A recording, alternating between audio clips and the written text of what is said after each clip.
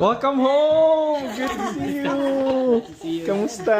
Okay naman. That's good to hear. Wala kayong pasok ngayon? Wala, galing kami dun sa, sa final DC? selection. How was it? Okay, maganda. Okay naman. Pamili naman namin yung gusto Oo. namin. So rin, okay lang nagre-record ako kasi nagsa-social media ako.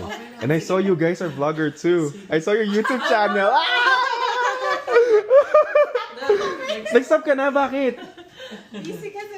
Nung Busy sa work? umalis yung nanay ko, Mm-mm. wala na kasing magluluto, mga ganyan. Oh, kasi time consuming talaga yung editing, no? Sobra. Kasi I'm trying, ngayon kasing year, sabi ko magpo-focus ako sa YouTube with all the vlogs and stuff like that. But ang ginagawa ko mostly ngayon kasi Reels. So everyday nagda-download ako ng Reels. Mas mabilis kasi mag-edit. Pero kasi mas gusto ko mag-focus sa long form videos as well. Para, ewan ko, kasi trip ko lang mag-video and stuff. So, Nalibang din siya. oo. Masaya. Kaya Masaya. lang, parang nawabawasan yung oras ko sa anak ko. Oo, kasi minsan nag-edit ka, di ba? Nagmihiksing pasensya ko kasi nagbabother siya. Oo.